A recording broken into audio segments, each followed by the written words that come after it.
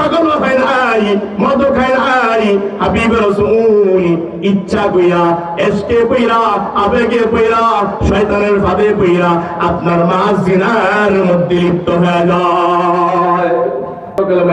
নবীনা সাল্লাল্লাহু আলাইহি ওয়াসাল্লামের সাহাবী হযরত মুআয ইবনে মালিক রাদিয়াল্লাহু তাআলা আনহু, উনি একদিন একটা গুনার মধ্যে আটকে গেছে।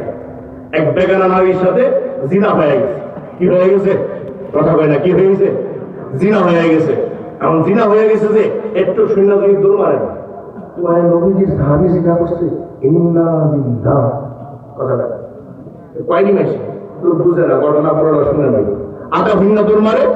এরপরে সাহাবায়ে কেরামের বিরুদ্ধে কত রকমের অশ্লীল মন্তব্য করে এই সমাজের কিছু সাইনবোর্ড লাগায়, নামের আগে ইসলাম, পরে ইসলাম, ডানে ইসলাম, বামে ইসলাম, ইসলামের গুণগান গায়, কিন্তু আমার নবীকে নিয়ে সমালোচনা করে, সাহাবায়ে কেরামকে নিয়ে সমালোচনা করে, সাহাবায়ে কেরামকে জিনাকার কইরা গোটা দুনিয়ার সামনে প্রমাণ করতে চায়।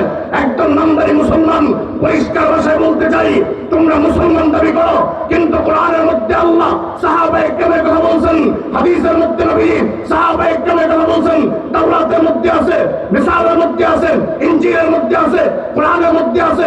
সাহাবায়ে কেরামের রুকুর কথা আল্লাহ কোরআনে বলছেন, রুক সাজদার কথা আল্লাহ কোরআনে বলছেন, তাকওয়ার কথা আল্লাহ কোরআনে বলছেন।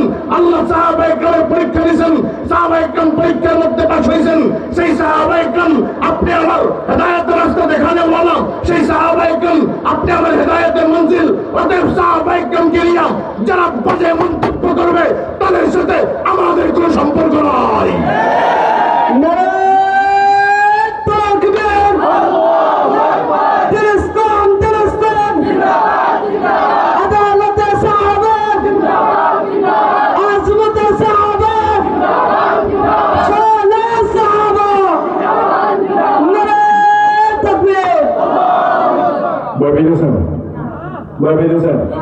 এই সাহাবায়ে কেরামকে নিয়ে মন্তব্য করলে একদম আসানা নাই, কথা কয় না, কিন্তু একবারও কল্পনা করে না টুপি পাইলি থেকে, জুব্বা পাইলি থেকে, ইসলাম পাইলি থেকে, দিন পাইলি থেকে।